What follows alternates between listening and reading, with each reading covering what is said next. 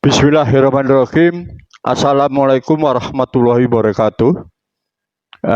Saudara-saudara yang terhormat, kuliah saya ini harus dipahami, ya saudara-saudara. Mari kita lanjutkan. Jadi kuliah pada siang hari ini adalah mengenai pengertian sosial budaya. Ya, karena istilah sosial budaya merupakan bentuk gabungan dari istilah sosial dan budaya. Sebab itu kan mata kuliah kita itu adalah ilmu sosial dan budaya. Sosial dalam arti masyarakat, budaya atau kebudayaan dalam arti sebagai semua hasil karya, rasa dan cipta masyarakat. Sosial budaya dalam arti luas mencakup segala aspek kehidupan. Dalam hubungan ini, pengertian sosial budaya mencakup dari dua segi utama kehidupan manusia, antara lain satu, segi kemasyarakatan. Pengertian kemasyarakatan pada hakikatnya adalah merupakan pergaulan hidup manusia dalam kehidupan bermasyarakat dan mengandung nilai-nilai kebersamaan, senasib, sepenanggungan, dan solidaritas yang merupakan unsur pemersatu kelompok sosial. Nomor dua, segi kebudayaan. Kebudayaan merupakan totalitas cara hidup yang manifestasinya tampak dalam tingkah laku yang terlembagakan. Hakikat budaya adalah sistem nilai yang merupakan hasil hubungan manusia dengan cipta, rasa, dan karsa, yang menimbulkan gagasan-gagasan utama serta merupakan kekuatan pendukung dan penggerak kehidupan. Oleh sebab itu, bentuk sosial budaya artinya setiap kelompok sosial budaya mempunyai batas-batas yang telah ditentukan berdasarkan tipe kelompok yang membedakannya dengan kelompok yang lain. Tipe kelompok dibedakan lagi antara yang tradisional, alamiah, dan yang modern. Tipe kelompok alamiah didasarkan pada kesatuan geografis, ikatan perkawinan, dan hubungan darah, sedangkan tipe kelompok modern didasarkan pada kepentingan yang sama dan keahlian profesional.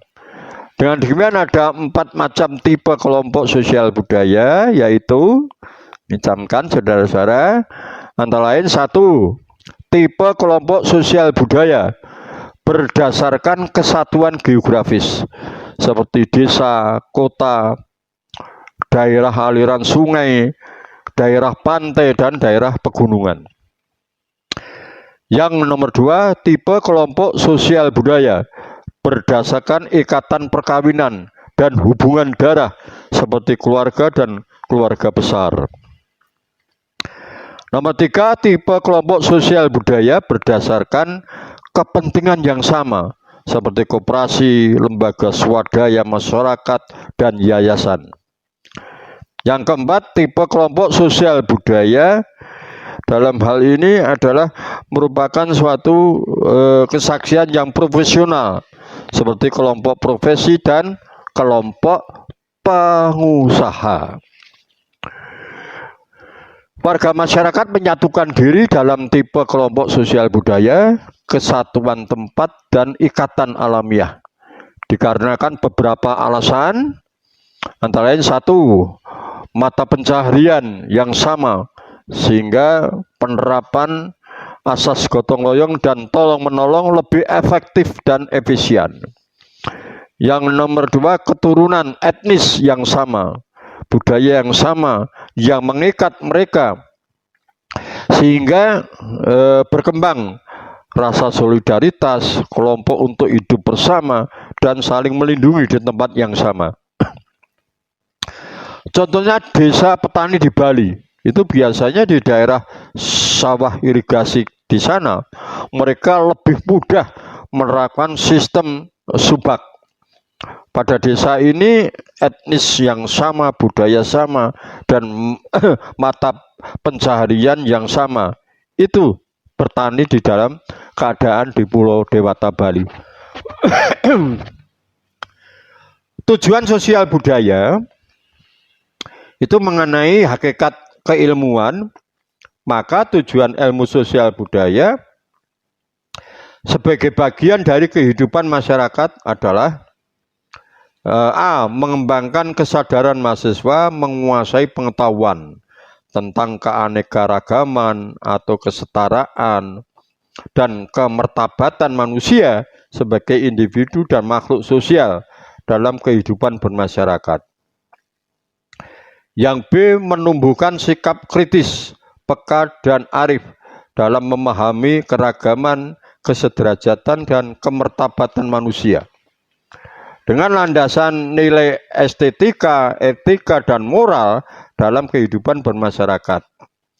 Yang C. Memberikan landasan pengetahuan dan wawasan yang luas serta keyakinan kepada mahasiswa sebagai bekal hidup bermasyarakat selaku individu dan makhluk sosial yang berada dalam mempraktekkan pengetahuan akademik dan keahliannya serta mampu memberikan problem solving sosial budaya secara bijaksana. Berpangkal dari tujuan pembelajaran mata kuliah ilmu sosial dan budaya dasar, maka ada dua permasalahan yang dapat dijadikan sebagai bahan pertimbangan untuk menentukan ruang lingkup pembahasannya. Yaitu satu, adanya berbagai aspek pada kenyataan-kenyataan yang bersama-sama merupakan suatu masalah sosial. Bisa ditanggapi dengan pendekatan yang berbeda-beda oleh bidang-bidang pengetahuan keahlian yang berbeda-beda pula sebagai pendekatan tersendiri maupun gabungan.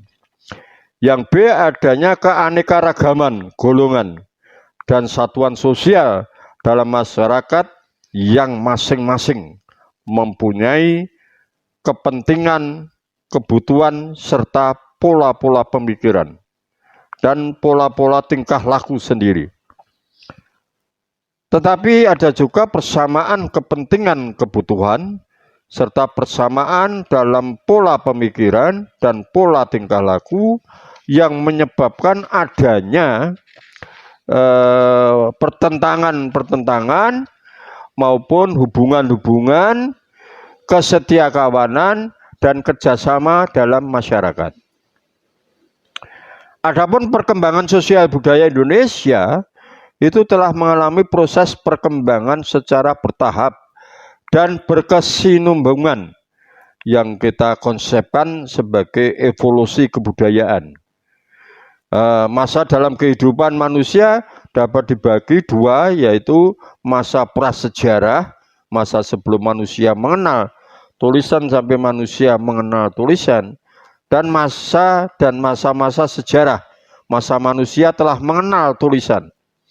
Ada dua produk revolusioner hasil dari akal manusia dalam zaman prasejarah, yaitu nomor satu, penemuan roda untuk transportasi.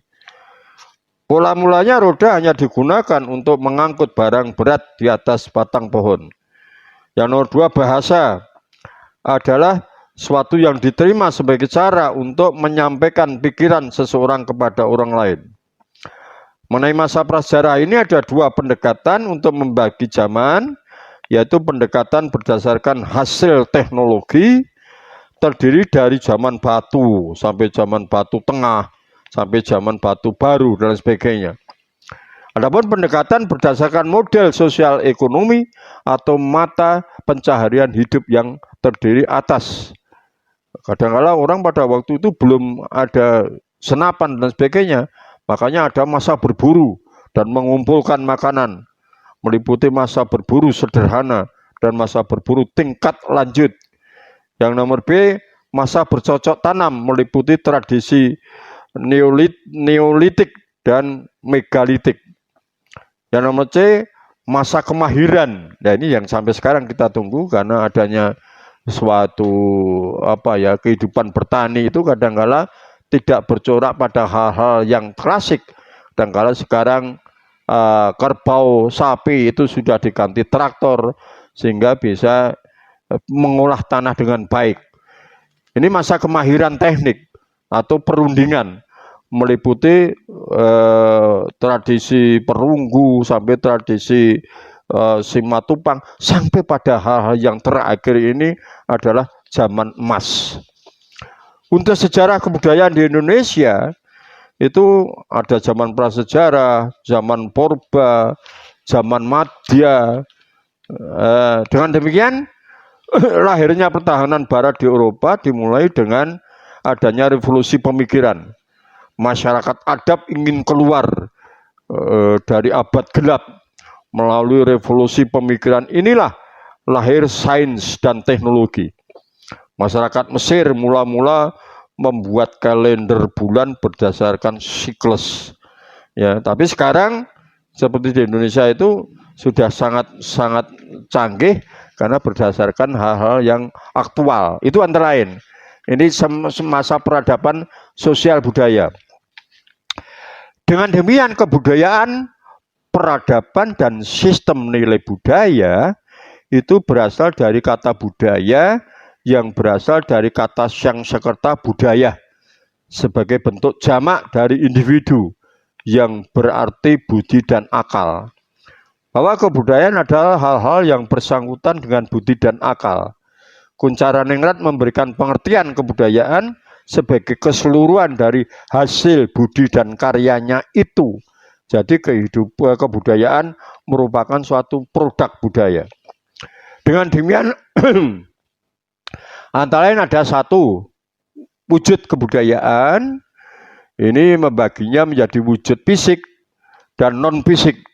Sedangkan Kuncaraningrat itu membaginya ke dalam 3 wujud, yaitu wujud ideal, yaitu kompleks ide gagasan, nilai-nilai, norma-norma, peraturan-peraturan dan sebagainya yang berfungsi mengatur, mengendalikan dan memberi arah kepada kelakuan manusia serta perbuatan manusia dalam masyarakat, maka sering disebut adat tata cara. Yang nomor 2 wujud sistem sosial, yaitu kompleks aktivitas kelakuan berpola dari manusia dalam masyarakat. Yang ketiga, wujud kebudayaan fisik, yaitu benda-benda hasil karya manusia.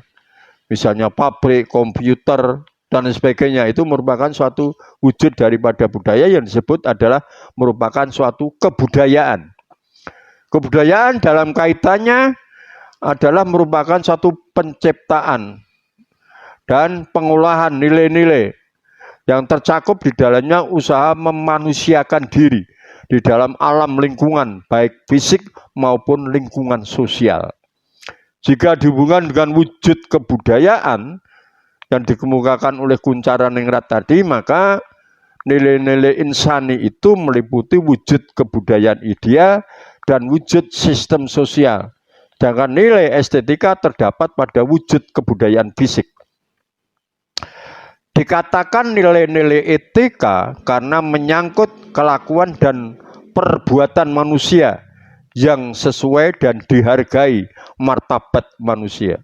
Contoh, perbuatan yang merendahkan martabat manusia, ini adalah hal-hal yang tidak sebetulnya hal yang tidak disukai oleh manusia, dan manusia mengkutuk hal yang bertentangan dengan suatu nilai-nilai budaya. Bahkan ada cara-cara yang tragis ya, sampai membunuh atau menghancurkan manusia itu sendiri. Maka yang akan timbul adalah masalah-masalah budaya. Oleh sebab itu kecanggihan itu kadang-kala diwujudkan dengan hal-hal yang sangat bertentangan dengan nilai. Misalnya diciptakan bom nuklir, tidak manusiawi itu. Artinya tidak sesuai dengan atau tidak menghargai martabat manusia, serta tidak berguna bagi kehidupan manusia. Oleh sebab itu ada perwujudan kebudayaan seperti halnya dikemukakan oleh Sultan Takdir Ali Syahbana. Apabila perwujudan budaya itu penekanannya pada akal, maka akan menimbulkan tingkah peradaban yang berbeda. Misalnya selalu dihubungkan dengan civilization, ya, bukan kultur. Maka ada yang disebut peradaban tinggi dan peradaban rendah. karena ada ukurannya yaitu akal dan pikir manusia. Sedangkan apabila perwujudan budaya itu penekanannya pada ketiga unsur tersebut di atas secara bersamaan, maka akan timbul tingkah kebudayaan yang berbeda. Maka ada kebudayaan tinggi, ada kebudayaan rendah, karena diukur dengan faedahnya bagi manusia. Dan demikian akan terjadi walaupun peradabannya tinggi, belum tentu mempunyai kebudayaan yang tinggi. Begitu pula sebaliknya, belum tentu masyarakat yang mempunyai peradaban rendah pasti kebudayaannya juga rendah. Oleh sebab itu, dalam ini lahir adanya suatu sistem nilai budaya, yaitu segala sesuatu tentang yang baik atau yang buruk. Konsep-konsep tentang nilai yang hidup dalam alam pikiran sebagian besar warga masyarakat membentuk sistem nilai budaya. Sistem nilai budaya berfungsi sebagai pedoman tertinggi bagi kelakuan manusia. Dalam tindakan yang paling abstrak, sistem-sistem tata kelakuan yang tingkatannya lebih konkret, seperti aturan-aturan khusus, hukum, norma-norma, semuanya berpedoman pada sistem budaya itu sendiri.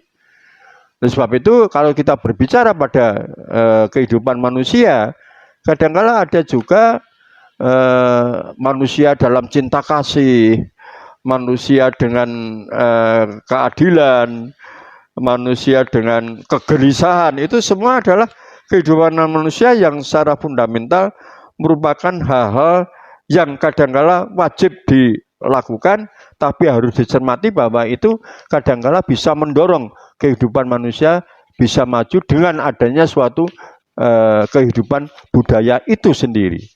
Ya, saudara-saudara, itu ya. Kurang lebihnya mohon maaf. Bil taufik hidayah. Assalamualaikum warahmatullahi wabarakatuh.